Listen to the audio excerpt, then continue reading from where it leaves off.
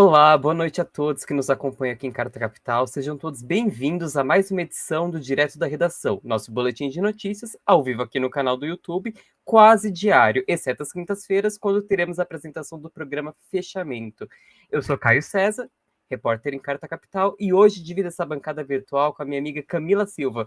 Boa noite, Camila. Boa noite, Caio. Boa noite a todos os nossos seguidores.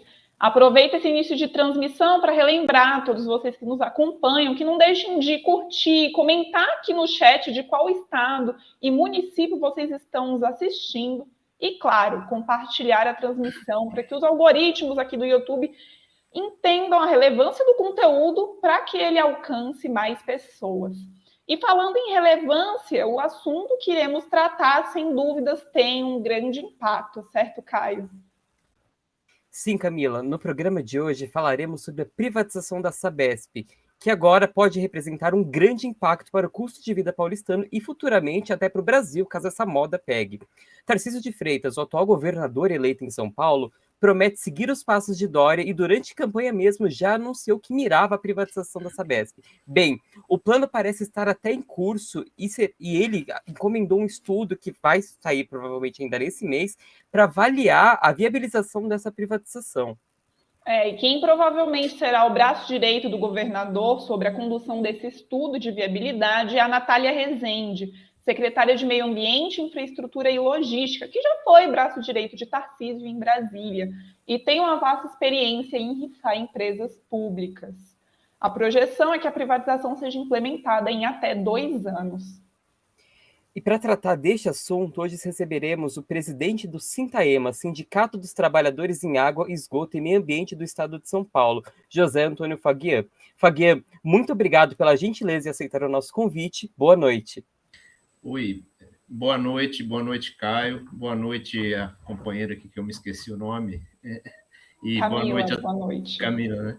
E boa noite a todos os assinantes aí da Carta Capital. De pronto, eu já agradeço o espaço e a oportunidade para a gente poder debater esse assunto que é fundamental, né, para a saúde do povo paulista. Nós agradecemos sua presença novamente aqui, a disponibilidade em contribuir conosco. Não é a primeira vez, né, que a gente conduz essa entrevista. Eu gostaria de começar perguntando sobre a contratação desse estudo pelo governo de São Paulo. Ao seu ver, que pontos garantiriam a execução de uma privatização da Sabesp? Quais as chances desse projeto realmente se mostrar viável? Bom, Camila, primeiro, né, o estudo ele não vai ficar pronto em março. Hoje, inclusive, o governo do estado emitiu um fato relevante, porque a Sabesp é uma empresa de economia mista e como ela tem ações negociadas tanto na Bolsa de Valores de Nova York quanto na Bovespa, então todas as coisas que atingem, né, a vida da empresa do ponto de vista econômico são obrigatoriamente publicados através de fatos relevantes, né? A gente já sabia que a contratação do estudo estava sendo planejada e programada, e hoje, dia 28 de fevereiro, o governo emitiu esse fato relevante, autorizando, né, finalmente, a contratação da consultoria que vai produzir esse estudo, né? O governador Tarcísio, ele diz que se esse estudo apontar que a tarifa vai diminuir e o serviço vai melhorar, eles vão privatizar a Sabesp. Então, se ele manter a palavra, e pelo histórico que a gente conhece aí no mundo e também experiências, inclusive nacionais aqui, em todo local que o serviço de saneamento foi privatizado, ele piorou e a tarifa aumentou, além de perda de controle social. Então, se ele mantiver a palavra, não será privatizada a Sabesp. Mas a gente sabe, né, que por trás desse intuito de privatização da empresa existem interesses gigantescos, né?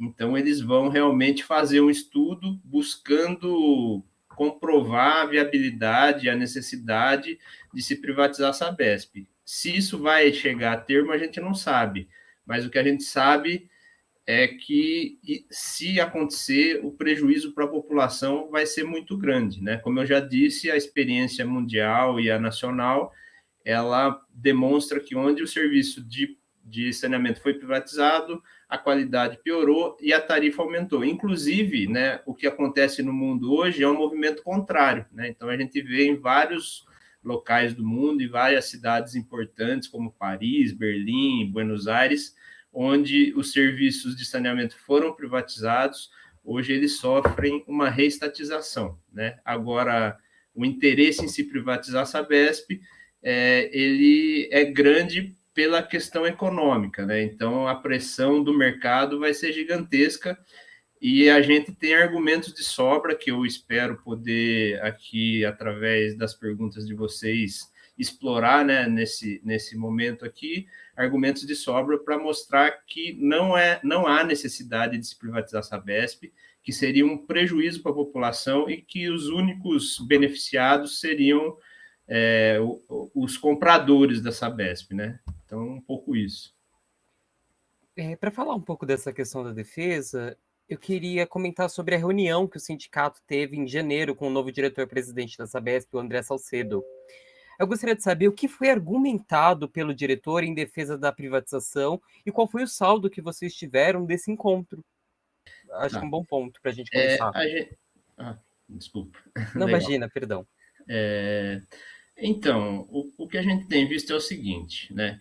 Embora a equipe que está sendo montada, ou já está montada, né, pelo atual governo, é uma equipe direcionada nesse sentido da privatização, porque você vê, né, a secretária que vocês mencionaram, né, todos eles, ou a maioria deles, os novos diretores, eles têm aí no seu currículo alguma participação, alguma experiência, e alguns deles até com especialidade, né, no processo de privatização e desestatização. Agora, em relação à reunião com o presidente, o que a gente percebe é o seguinte: eles vêm para gerir a empresa, né? A decisão de privatizar, embora a equipe seja direcionada nesse sentido, vamos dizer, para preparar ou para melhorar a empresa para ser privatizada, não partirá dessa equipe, né? É uma decisão do governo. O que a gente observa é que eles falam muito na questão da eficiência, né? E a gente acredita que o conceito que eles usam de eficiência é um conceito diferente do que nós temos de eficiência, né? Para nós, trabalhadores da Sabesp, eficiência é fazer o que a gente faz, entregar um serviço de qualidade, né? Uma água tratada com o mesmo padrão, seja nos Jardins, em São Paulo, seja em Rosana, no último município lá do estado, né? A gente opera 375 municípios, né? Desses 375 municípios, 300 deles já tem o que a gente chama de 300%, ou seja, 100% de água na área urbana, 100% de água tratada e entregue, 100% de esgoto coletado e 100% do esgoto tratado, né? E os outros 75% que ainda não tem, dentro de um processo de revisão, né, dos planos quinquenais, nós devemos atingir aí esses 300% também nesses outros 375 municípios até 2033. Então, para nós, eficiência significa entregar esse serviço de qualidade, né, para a população. A Sabesp é uma empresa muito bem avaliada pelo povo paulista, né? E a água tem uma interface direta, né, com saúde, né? Então a gente tem isso. Para nós é eficiência, né? E para eles me parece que eficiência é reduzir custo, né? Reduzir custos necessariamente passa por você precarizar a mão de obra, precarizar a condição de trabalho, piorar a qualidade do serviço, né? Então, a nossa preocupação em relação à reunião que tivemos com o presidente da empresa é um pouco essa, né, do que eles entendem por eficiência, né? Até porque reduzir custo, né, não que a gente seja contra, né, mas a Sabesp é uma empresa lucrativa, né? Enfim, mesmo nas situações mais difíceis pelas quais nós passamos nos últimos anos, crise hídrica, pandemia, em todos os anos a Sabesp ela deu lucros, né? É uma empresa de economia mista, como eu disse no começo, onde o Estado tem 50,3% das ações, né? Só para vocês terem uma ideia, de 2016 a 2020, o governo do estado recebeu na forma de dividendos 2 bilhões de reais que entraram nos cofres para ele usar da forma que ele melhor entendesse, fazendo obras em outras áreas necessárias, né? A média de 500 milhões por ano, entre 16 e 20. Então, no que tange a questão da qualidade do serviço que prestamos para a população, lógico que com ressalvas, como eu disse, ainda há 75 municípios que precisam de mais investimentos para que tudo seja 300%, né? E principalmente na região metropolitana, nas regiões periféricas da região metropolitana de São Paulo, ainda há um déficit que precisa ser sanado, né? Mas esse déficit não será resolvido, né, pela privatização da empresa, porque a iniciativa privada ela vem justamente para obter lucro e pegar as regiões onde não há necessidade de investimento, né, e onde haja a possibilidade de retorno certo e rápido, que não condiz, né, com essas regiões. Então, né, a questão da nossa preocupação com a nova direção da empresa é justamente essa, de o que eles entendem por eficiência, que é uma coisa que eles têm falado muito. O senhor comentou sobre a precarização. Que tipo de precarização a possível privatização pode trazer diretamente de impacto à população? Tem algo em específico? O senhor falou desse conceito de o que eles entendem por eficiência, mas tem algum outro ponto que te preocupe mais quando a gente comenta sobre a possível privatização da Sabesp? Claro. Não, por exemplo, né, esses municípios, quando a gente fala 300%, a gente está dizendo que o município está com serviço de saneamento universalizado. Essa universalização, ela depende de um nível mínimo de investimento para poder, por exemplo, ser mantida, né? Um exemplo prático. Nós estamos agora discutindo o município de Igarapava, porque aí é uma outra questão, né, que está dentro da legislação federal que foi modificada no último período, dentro de um projeto, né, de liquidação do Estado brasileiro que a gente tinha, onde pretendia-se entregar o petróleo, os Correios, a Eletrobras, como aconteceu, e o próprio saneamento. Então, houve um ajuste na legislação, e hoje a figura do contrato de programa, que é uma parceria público-público, né, que acontece em vários outros setores, ela está proibida no saneamento, justamente com o intuito de direcionar, né, os serviços de saneamento para a privatização, obrigando os municípios. O poder concedente do saneamento ele é municipal, né? Mas hoje o município, mesmo que queira firmar essa parceria público-público, fazendo um contrato de programa, que é a figura legal para essa situação, ela não pode, né? Então ela precisa obrigatoriamente abrir para licitação. E o primeiro município operado pela Sabesp que venceu sob essa nova legislação é o município de Igarapava, que fica ali na região de Franca, que é um município médio e que tem o serviço de saneamento universalizado. Então, respondendo a sua pergunta, lá está sendo discutido isso, e na previsão da licitação, o desenho que foi feito lá previa 10%, isso segundo estudos dos próprios técnicos da Sabesp, 10% do que era de investimentos, 10% de investimentos do que era necessário apenas para a manutenção do serviço universalizado. Então, veja que isso em 4 ou 5 anos, os serviços eles estariam totalmente precarizados. Então, você perderia, com certeza, a primeira coisa que se perde é a qualidade da água, né? Então, a gente tem todo um processo de aferição, de cumprimento de portarias, né, que é uma outra coisa que você perde historicamente no mundo nos processos de privatizações, que é o controle social, né? Você tem o Estado ou o município, quem quer que seja, tem pouca condição de multar, de cobrar da empresa que está prestando o serviço. Mas a gente tem hoje tudo isso, nós somos regulados pela Arcesp, a gente tem que cumprir portarias rigorosíssimas, né? Então, isso rapidamente se perderia. a própria frequência, né? Você vê que nesses municípios, se a gente conversar, com raras exceções, as pessoas não se lembram, e talvez até por isso não tenho muita noção, mas não se lembram qual foi a última vez que elas abriram a torneira e não tinha água, né? Então, isso também é importante, né? Além da questão das tarifas, né? A gente está vendo agora, recentemente, foi privatizado o serviço no Rio de Janeiro, a SEDAI foi privatizada, uma parte dela, né? Na verdade, o processo de privatização lá foi um pouco diferente do que está sendo proposto aqui.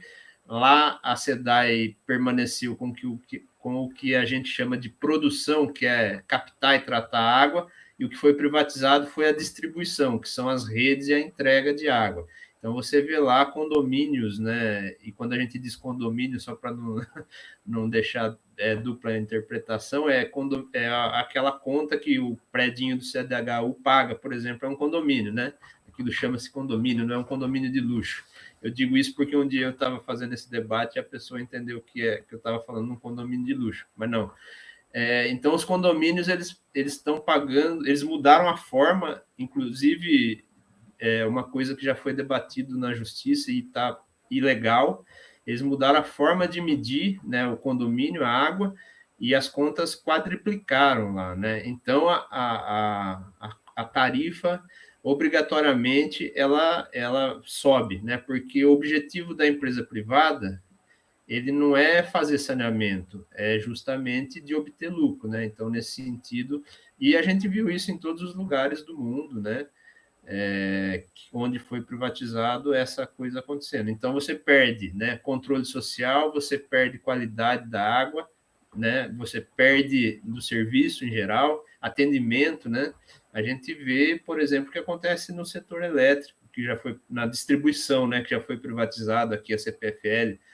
Hoje, para você... E a gente anda conversando com os prefeitos sobre a questão da privatização do saneamento, e você vê que em todos os lugares que você passa, prefeituras, câmaras de vereadores, a principal reclamação deles, quando a gente faz a comparação, é a dificuldade de se falar com a CPFL, né?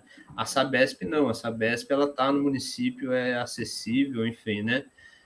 Então, o controle social, o controle público, ele é perdido rapidamente. Senhor Fagia, antes da gente ir para a próxima pergunta, eu queria registrar os comentários dos nossos internautas. A Gleuza Oliveira fala que essa privatização chega a ser criminosa. E o Carlos Almeida traz 2 comentários e nele uma pergunta para o senhor que eu achei muito pertinente. Ele comenta que no Rio de Janeiro também querem privatizar a SEDAI, que essa galera não desiste dessa onda de privatização que entrou com tudo no governo Bolsonaro. E ele faz em seguida uma pergunta. Ele fala que o Sintaema foi um sindicato bem ativo em 2014, na época da crise hídrica em São Paulo, em denunciar os desinvestimentos da gestão tucana na Sabesp. Hoje em dia, ele questiona se a gente corre o risco de viver uma nova crise hídrica como aquela. Então, esse ano, as crises hídricas são uma questão um pouco mais complexa. Trata-se de uma questão, lógico, também de investimento, mas meteorológica também, né? A Sabesp, em 2014, a partir de 2014, ela fez algumas obras que garantem, né, uma tranquilidade maior, principalmente para a região metropolitana de São Paulo, né? Então, foram feitas obras no sistema Cantareira para melhorar a reservação, foram trazidas adutoras de locais mais distantes, como o sistema São Lourenço, por exemplo. Foi feito na cidade de São Paulo um processo de interligação, porque São Paulo, como é grande, então você tem os reservatórios espalhados, né, pela periferia da cidade, vamos dizer assim, e às vezes você tinha água sobrando no sistema Alto Tietê e você estava com Cantareira zerado, mas você não conseguia transferir essa água, né, para poder atender a população.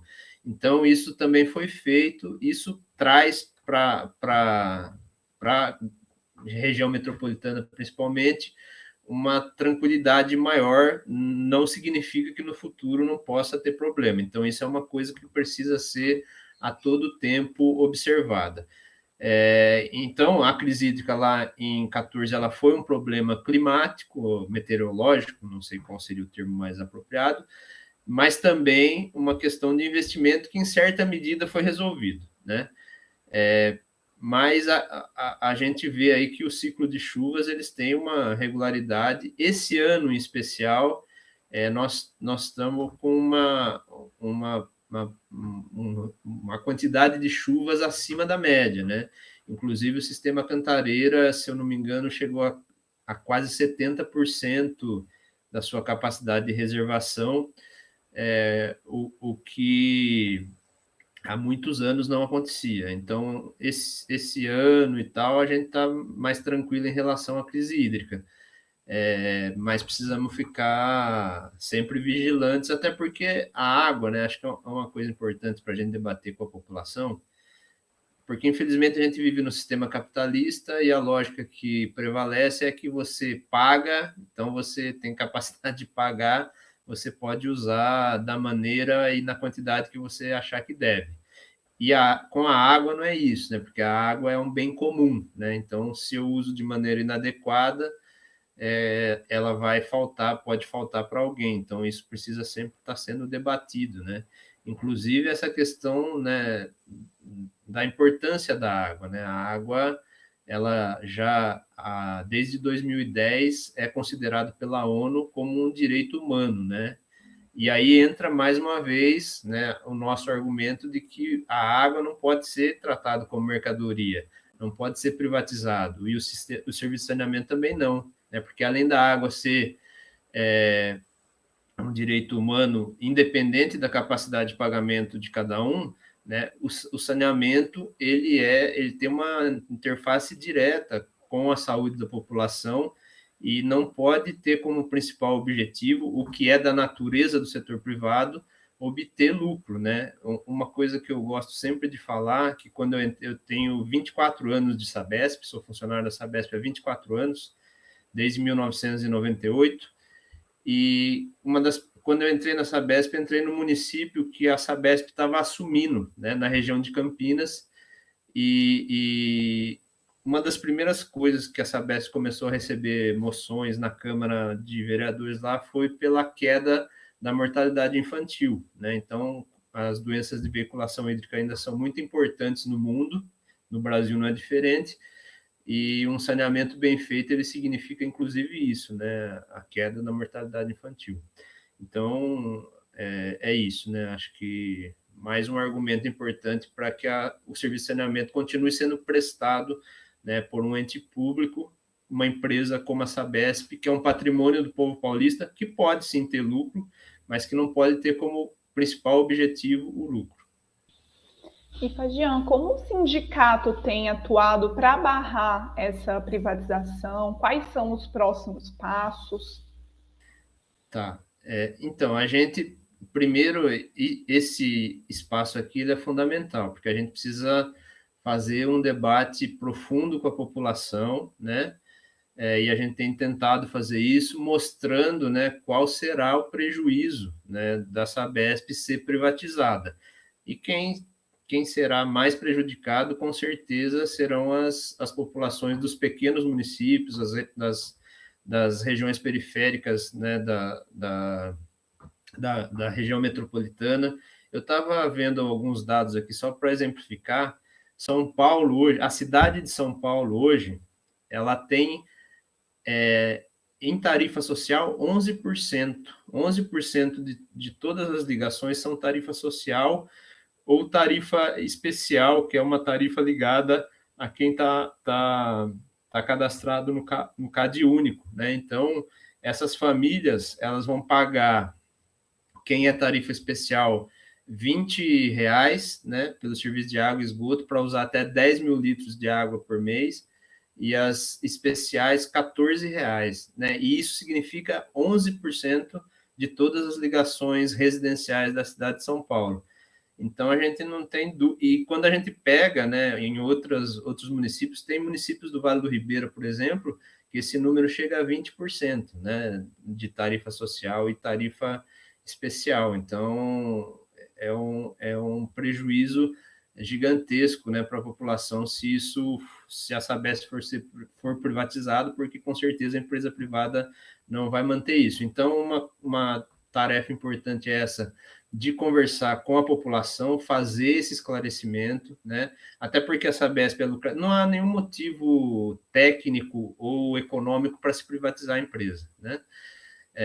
Conversar, dialogar com os movimentos sociais, que também tem um papel importante, né, nesse debate, porque a privatização da Sabesp não é um problema dos 12.300 trabalhadores da Sabesp hoje. Lógico que a gente será prejudicado de maneira dupla, né, porque nós vamos ser prejudicados enquanto consumidores, né, porque também somos da Sabesp, e enquanto trabalhadores, mas a privatização da Sabesp é um problema da sociedade como um todo. A gente tem procurado também os prefeitos, e vamos continuar fazendo isso, né, porque os prefeitos e as câmaras de vereadores têm um papel fundamental contra a privatização, né, porque o poder concedente é municipal. Mais um dado importante, né, e sempre falando da cidade de São Paulo. A cidade de São Paulo ela é responsável por 45% da arrecadação da Sabesp.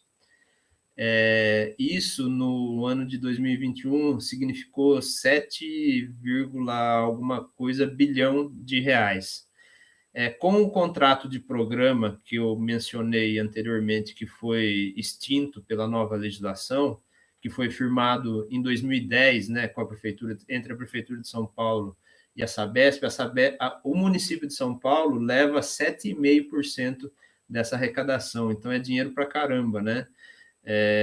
Para o prefeito fazer obras na cidade de São Paulo. Então, além da população perder qualidade no serviço, ter aumento de tarifa no município como São Paulo, perderia, né, algo em torno aí de quase 1 bilhão de reais em arrecadação para o município por ano, né, que é o que diz o contrato de programa, e a Sabesp vem cumprindo isso, né?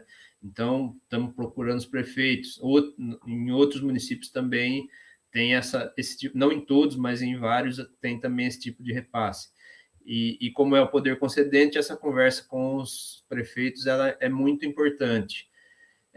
Também a gente já tem na LESP, né, na Assembleia Legislativa, uma frente contra a privatização da Sabesp, que vai se encerrar, porque agora, dia 15 de março, acaba, né, a atual legislatura, se inicia uma nova, mas a gente já conversou, né, nós temos lá vários deputados que são simpáticos à nossa causa, e nós, inclusive, já fizemos algumas reuniões nesse último mês lá com os deputados, tanto os que estão e vão permanecer no próximo, como os que vão tomar posse agora, e já existe esse compromisso de, no primeiro momento da nova legislatura, se recriar essa frente contra a privatização da Sabesp. Eu acho que é fundamental, e aí voltando ao início, né, para poder fazer esse esclarecimento para a população, uma grande rede de comunicação, né, e também a mobilização dos trabalhadores, né, que a Sabesp está em 375 municípios, né, esses municípios 300%, quando a gente vai olhar os indicadores, só para vocês terem uma ideia, e aí é mais um argumento para que não há necessidade realmente, não há nenhum motivo para se privatizar a Sabesp. Quando a gente olha para esses municípios, você vê que os indicadores de atendimento de água e de esgoto, na maioria deles, estão acima do padrão europeu, por exemplo. Entendeu? Então, a gente tem, no interior de São Paulo, em 300 municípios, pelo menos, que são operados pela Sabesp, né, tanto na qualidade quanto na frequência, né, como eu disse, né, você anda pelo interior, você pergunta para as pessoas quando foi a última vez que faltou água, elas, na maioria das vezes, não se lembram. Lógico, às vezes por algum motivo de um estouro de rede ou outra excepcionalidade, mas no geral é isso, né? Então, mobilizar, né, toda a população. A Sabesp é um patrimônio do povo paulista, uma empresa saudável que entrega um serviço de excelência, lucrativa, né, bem avaliada pela população. Enfim, os prefeitos, né, quando a Sabesp for privatizada, se eles não tiverem consciência, vão ter um prejuízo grande no curto e médio prazo para as suas populações. Então, a nossa tarefa ela é nesse campo, né, de mobilizar os movimentos sociais, a população, conversar com as lideranças locais e criar uma grande onda mostrando para a sociedade paulista que privatizar a Sabesp só interessa a quem vai comprá-la e o prejuízo, né, vai ficar para o povo de São Paulo. Senhor Jean, antes de nós encerrarmos essa entrevista, eu queria fazer uma última pergunta. A gente falou muito sobre os custos à população e sobre o alto rendimento da Sabesp como motivos para não privatizá-la. Mas eu queria lembrar a todos também que a gente não está falando puramente só do custo para nós, a gente também está falando de uma empresa que atualmente contrata centenas de milhares de pessoas por todo São Paulo. São muitas pessoas que hoje têm a sua renda, o seu trabalho vindo da Sabesp. E eu queria falar, além desse possível custo de vida da população, a privatização da rede pode trazer uma chance de grandes levas de demissões, como ocorreu com a SEDAI, ou da precarização do trabalho para aqueles que continuarem a trabalhar para a Sabesp? Com certeza, né? Hoje a Sabesp ela tem 12.300 trabalhadores concursados, né, mão de obra própria, além, né, de um grupo grande de prestadores de serviço, né? Então, enfim, é inevitável, né? A gente vê que em todo o processo de privatização, inclusive estamos vendo isso na SEDAI agora, os trabalhadores eles sofrem, né, um processo de precarização das suas condições de trabalho, perdem direitos, né, porque nós na Sabesp temos um acordo coletivo que historicamente foi construído, então os salários, os benefícios, eles são reduzidos, até porque a lógica é reduzir custo, né, o que a gente falava no começo, a questão da eficiência, né, para o setor privado, é eficiência em arrecadação e obtenção de lucro, não é eficiência na prestação do serviço, né? Então, os trabalhadores são atingidos imediatamente, né? No acordo coletivo, nas condições de trabalho, né? E, além disso, desse ponto de vista econômico, a Sabesp, ela movimenta, né, uma rede grande de fornecedores nos municípios, né, de prestador de serviço. E isso, com a privatização, com certeza, acaba se perdendo ou se modificando, né? Empresa, por exemplo, se vier uma empresa estrangeira, com certeza vai preferir, em algumas situações, gerar emprego e renda no seu país, né? Comprar materiais, hidrômetros, tubos, enfim, que são usados. Então, o prejuízo para o Estado ele acontece ou acontecerá, né, em várias esferas, inclusive nessa, né, para a economia local e também, principalmente, para os trabalhadores, né, que vão perder seus empregos. Os que permanecerem vão ser recontratados, e a gente viu isso na CPFL, por exemplo, com menores salários, benefícios, condições precarizadas de trabalho, sem dúvida. Bom, chegamos ao final dessa entrevista. Senhor José Fagian, muito obrigado. Foi um prazer recebê-lo. Nós agradecemos a sua disponibilidade. Saiba que Carta Capital continua de portas abertas para o senhor. E, mais uma vez, muito obrigado pela sua participação. Eu que agradeço, né, a oportunidade, e o Sintaema, né, e eu estamos sempre à disposição aí para dialogar, né, com os assinantes da Carta Capital e trazer essas informações que, na nossa opinião, são fundamentais para a população. Obrigado, boa noite, bom trabalho a todos. Muito obrigada, e certamente continuaremos a tratar esse assunto de forma mais aprofundada em outras ocasiões. E para quem deseja se aprofundar ainda mais nesse assunto, neste momento, na edição 1248 de Carta Capital, lançada na semana passada, você confere uma matéria da nossa repórter Mariana Serafim, que conta todos os detalhes, inclusive com a participação do Fagian. Você pode acessá-la assinando a versão digital de Carta Capital ou adquirindo a edição física nas bancas. Gente, agora dando prosseguimento, antes de falarmos sobre o Bolsa Família e a reinstalação do Conselho, eu gostaria de fazer uma pequena atualização do desastre ocorrido no litoral norte de São Paulo nas últimas semanas. A título de recordação, durante o carnaval, as fortes chuvas na região causaram enchentes e deslizamentos que deixaram 65 mortos e milhares de pessoas desabrigadas. Na tarde de ontem, novamente, as chuvas voltaram a assolar a região, especificamente em Ubatuba, São Sebastião e Ilhabela. Em um vídeo publicado nas redes sociais, o prefeito de São Sebastião fez um apelo para que os moradores das áreas de encostas deixassem novamente suas casas. Com os deslizamentos assolando também o trajeto entre as cidades e a serra, a rodovia Santos, a rodovia Oswaldo Cruz e a rodovia Engenheiro Ariovaldo seguem com interdição parcial na via. Já o trecho Mogi-Bertioga segue totalmente interditado desde a data. Mas eu não gostaria de gastar esse tempo para informar somente sobre trechos interditados que podem atrapalhar a sua viagem. O governo paulista anunciou recentemente que instalará sirenes na região litorânea em locais onde há o risco de novos desabamentos e enchentes. A medida emergencial, no entanto, não é lá bem uma medida, não é? Especialistas defendem que a adoção dessa medida, que vale ressaltar é bem básica em relação ao tamanho do problema que nós vimos, precisa vir em conjunto com uma série de ações, como o treinamento da população e a elaboração de rotas de fuga e além da realização recorrente dessas simulações. Até então, basicamente, o que temos é pânico e terror. Ou seja, começou a chover, a sirene tocou, abandone sua casa e todos os seus pertences. Risco de desmoronamento, mas para onde você vai, eu não sei e aparentemente nem eles. A questão em si não é criticar o uso das sirenes, mas a gente precisa ressaltar que é um sistema de gestão de risco, ela seria a última coisa a ser implementada. E um outro ponto é, esse sistema leva em consideração a permanência de adultos e responsáveis capazes de liderar crianças, idosos ou pessoas com dificuldades de locomoção. Mas, e se esses deslizamentos ocorrem à tarde, durante o expediente?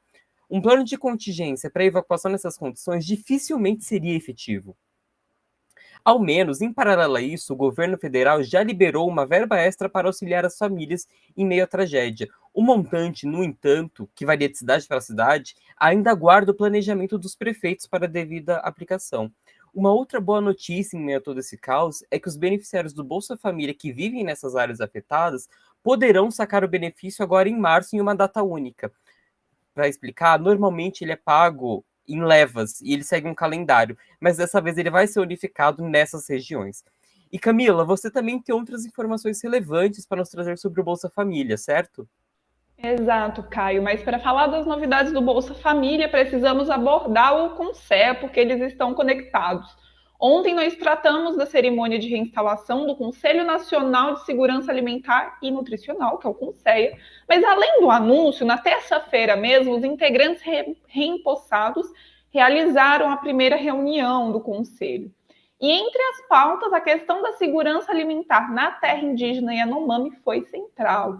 Isso porque na crise humanitária encontrada no território, a maior parte dos indígenas sofrem com as consequências de uma desnutrição severa, principalmente as crianças. De 2019 a 2022, 177 indígenas vieram a óbito por conta disso. Então, uma das principais metas do Conselho, que integra a estrutura da Secretaria-Geral da Presidência, é formular e acompanhar de perto políticas públicas de segurança alimentar para que as cenas como essa do território Yanomami não se repitam. Ou seja, a urgência é tirar o Brasil novamente do mapa da fome. E nesta quarta-feira, esses integrantes do Conselho se reuniram para debater a estratégia do Sistema Nacional de Segurança Alimentar e Nutricional, o SINAM, que é um dos pilares do Conselho. Ele é responsável pelas políticas de segurança alimentar nos estados e municípios.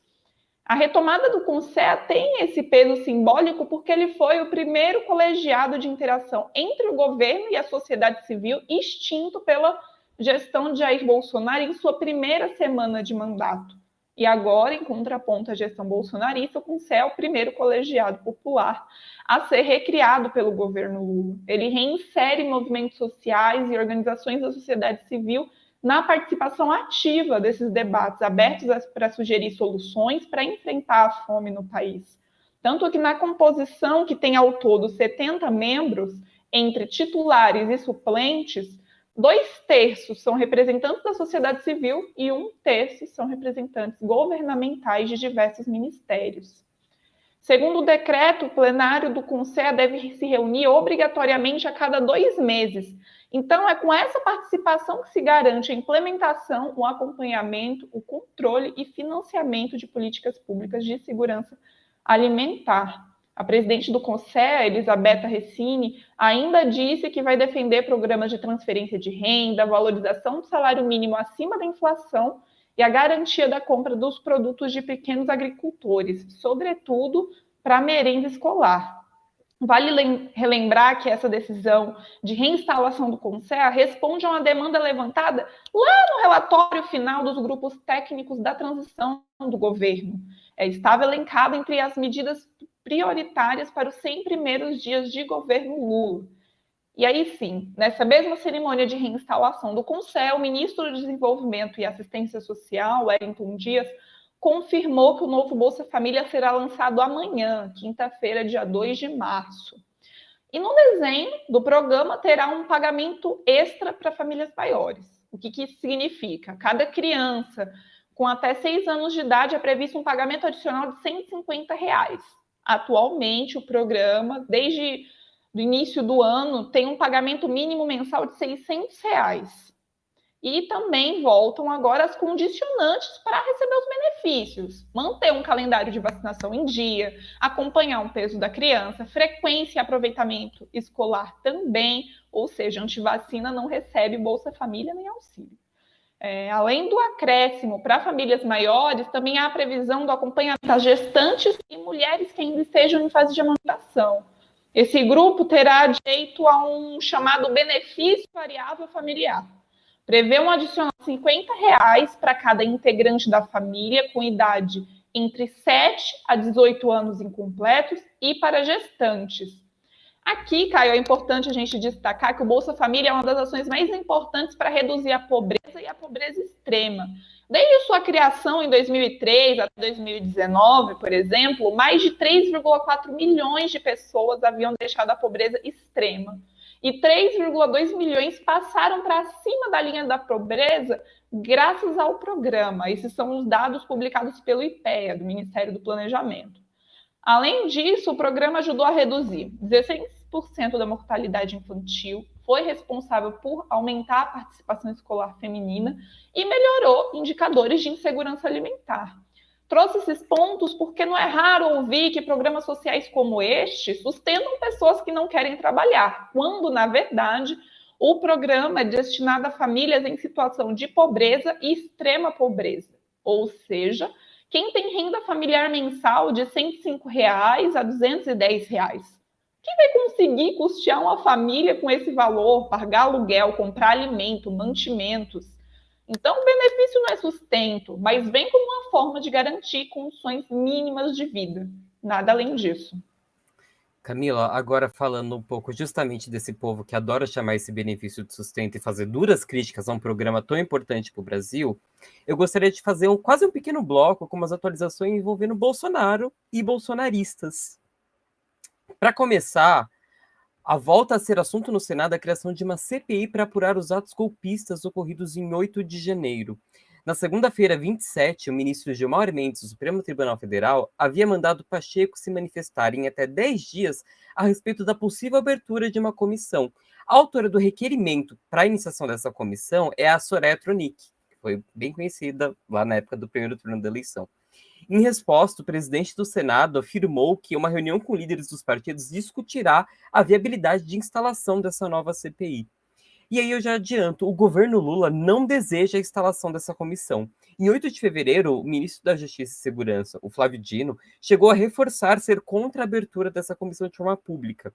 O governo argumenta que não há necessidade de parlamentares promoverem uma apuração, porque já existe uma investigação em curso por parte de autoridades competentes desde então. E outra hipótese que aí eu levanto para vocês, por motivo para o governo rejeitar a ideia dessa CPI, é que ela pode servir como um palanque político para a extrema-direita. E assim, se for o caso, eles não estarão tão errados. Porque pensa, a CPI da Covid, como exemplo, serviu como extenso palanque político para a direita e para o centrão. Inclusive, eu destaco que foi peça-chave para que a Simone Tebet pudesse concorrer à presidência em 2022 e tivesse o peso eleitoral que ela teve no segundo turno apoiando Lula. Além disso, por mais que a comissão tenha sido relevante para desenterrar muita coisa que acontecia durante a pandemia, não houveram grandes punições ou responsabilizações após a conclusão do relatório. Então, assim, entre a investigação que está em curso e a criação de uma CPI, eu acho que vale mais a gente continuar com o que tem. E agora, partindo para um outro tema, também ligado ao nosso querido Bolsonaro, oficialmente foram derrubados os sigilos das reuniões de Jair Renan em Brasília. Para quem não se lembra, o filho mais novo do ex-presidente Jair Bolsonaro manteve reuniões em Brasília, em especial na Secretaria de Esporte e Lazer, que levantavam suspeitas sobre um possível tráfico de influência, uma vez que seu pai, obviamente, ocupava o cargo da presidência na época. Já existe a confirmação de que empresários bancaram a reforma de um escritório particular da empresa de Jair Renan, no Rio de Janeiro, e também houve uma doação espontânea de um carro elétrico, assim, coisa pouca, um mimo, quase um chocolate, né? A questão agora é a gente saber se todas essas benesses resultaram de alguma forma em auxílios políticos por parte do Renan a alguns desses empresários. A gente ainda não tem uma data oficial para a revelação desse conteúdo. Então vocês fiquem ligados na nossa cobertura diária que assim que possível a gente vai trazer todos os detalhes para vocês. E para encerrar esse quadro, o nosso querido patriota Luciano Hang descobriu-se que financia nada mais que nada menos que 27 milhões em projetos da Lei Rouanet. E não nos interpretem mal. Ficamos muito felizes em saber que ele está fomentando a cultura em um país por meio de uma lei tão útil. A questão é, o Hang foi um apoiador ferrenho do ex-presidente Bolsonaro e que em sua gestão tentou desmontar de todos os jeitos a Rouanet. Com a derrota no final agora de 2022, o Bolsonaro tem feito duras críticas ao retorno dos grandes projetos que vêm sendo aprovados para a captação de recursos via essa lei. E aí vale ressaltar, as doações resultam no abatimento dos impostos de renda por parte dos empresários, como prevê a lei criticada por todos os bolsonaristas. Então, assim, por mais que seja muito estranho ele estar fazendo tantas doações espontâneas, e por mais que elas sejam ligadas a coisas que estão muito na agenda dele, como shows de sertanejo, algumas áreas culturais em Santa Catarina, etc., de toda boa intenção ele não tem. Alguma coisa ele está ganhando junto. Mas é isso. E antes de terminar essa edição do Direto da Redação, temos algumas novidades, desdobramentos em relação ao escândalo do caso de trabalho análogo à escravidão nas vinícolas de Bento Gonçalves, abordado aqui também no Direto da Redação de ontem. As 3 empresas gaúchas, Aurora, Garibaldi e Salton, foram suspensas da Apex Brasil, que é a agência brasileira de promoção de exportações e investimentos, que é vinculada ao Ministério do Desenvolvimento. Ela é responsável por promover os produtos brasileiros no exterior. E agora as vinícolas não vão poder mais participar de nenhuma das feiras internacionais, missões comerciais e eventos promocionais até que as investigações sejam concluídas. Também nessa quarta-feira, dia 1º, o Ministério Público do Trabalho, que resgatou os 200 trabalhadores, ainda vai ouvir os representantes das vinícolas para entender qual a responsabilidade das empresas sobre o serviço contratado de uma terceirizada. E também foi aprovado um pedido da Comissão de Direitos Humanos da Assembleia Legislativa do Rio Grande do Sul de convocação de audiência pública para discutir esse tema no Parlamento Gaúcho. A proposta foi feita pela deputada Luciana Genro, do PSOL, mas ainda não há data marcada para essa audiência acontecer. E, Caio, não só as empresas, mas quem se manifestou a favor daquelas condições degradantes de trabalho também estão sob mira de...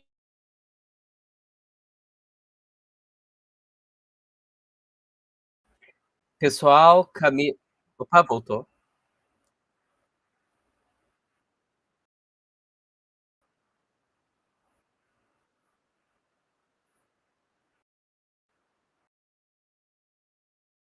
Um segundo, pessoal, seguimos sem a Camila, mas ela já está voltando para dar continuidade ao nosso assunto, falando sobre a questão das vinícolas.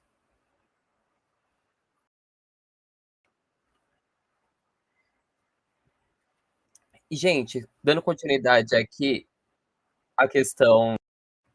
Dando continuidade aqui, perdão a interrupção, à questão dos casos, não foram só as empresas para quem se manifestou a favor daquelas condições degradantes de trabalho, que também estão sob a mira da investigação. É o caso do vereador de Caxias, Sandro Fatinal, que durante a sessão do plenário culpou os funcionários que denunciaram a empresa pela própria situação exploratória e aconselhou aos agricultores não contratarem aquela gente após a conclusão de toda essa questão jurídica. Vou pedir agora ao nosso editor Kaká que coloque o trechinho no ar em que ele cita esse absurdo. Agora o patrão vai ter que pagar a empregada para fazer limpeza todo dia para os bonitos também? É isso que tem que acontecer? Temos que botar eles no hotel 5 estrelas para não ter problema com o Ministério do Trabalho? É isso que nós temos que fazer? Gente, eu só vou dar um conselho. Agricultores, produtores, empresas agrícolas que estão nesse momento me acompanhando, eu vou dar um conselho para vocês. Não contratem mais aquela gente lá de cima. Conversem comigo, vamos criar uma linha e vamos contratar os argentinos. Porque todos os agricultores que têm argentinos trabalhando hoje só batem palma. São limpos, trabalhadores, corretos, cumprem o horário, mantêm a casa limpa e no dia de ir embora ainda agradecem o patrão pelo serviço prestado e pelo dinheiro que receberam. Agora com os baianos, que a única cultura que eles têm é viver na praia tocando tambor, era normal que se fosse ter esse tipo de problema. Que isso sirva de lição. Deixem de lado aquele povo que é acostumado com carnaval e festa, para vocês não se incomodar novamente. Então vamos abrir o olho, povo que me assiste, tá? Quando falam em análogo à escravidão. Porque eu conheço bem como é que funciona essa situação. A fala preconceituosa custou caro. Agora ele já é alvo de 3 processos. O primeiro é da Polícia Civil do Rio Grande do Sul, que instaurou um inquérito para apurar as declarações do parlamentar. E essa medida veio por iniciativa da própria corporação, que deve ser concluída no prazo de 30 dias. Mas agora temos Camila de volta para concluir esse assunto. Bem-vinda, Camila, novamente. Voltamos após uma pequena instabilidade. E, Caio, essa questão, esse inquérito da Polícia Civil, o delegado responsável, Rafael Keller, informou ter solicitado as imagens e o conteúdo das declarações ao presidente da Câmara de Vereadores. Falou sobre 3, né? Ele é alvo de 3 investigações. As outras 2 serão conduzidas pelo Ministério Público do Estado. Um inquérito vai avaliar a possibilidade de dano moral coletivo a partir das declarações do vereador. Além das 2 investigações, Fantinel foi expulso hoje de seu partido Patriota. Na decisão, a legenda explicou que o pronunciamento dele foi, abre aspas, desrespeitoso e inaceitável aos princípios e direitos constitucionais, fecha aspas. Também há uma petição pedindo a expulsão do vereador. Defender o trabalho escravo, incentivar as pessoas a irem contra a dignidade de outras, não pode e nem deve passar despercebido aos olhos da justiça. E assim, chegamos ao final de mais uma edição do Direto da Redação. E se você quer nos ajudar a seguir fazendo esse jornalismo combativo, se inscreva aqui no nosso canal, acompanhe nossas redes sociais para receber todas as nossas publicações. Agora, se você prefere acompanhar tudo em primeira mão, considere fazer uma de nossas assinaturas e vire membro aqui do YouTube de Carta Capital. Amanhã temos o programa Fechamento e na sexta o Direto da Redação volta com uma nova dupla de apresentadores. Obrigada, Caio, pela parceria e obrigada a vocês que nos acompanharam até o final dessa edição. Até a próxima. Obrigado, Camila. Obrigado a toda a nossa audiência. Boa noite.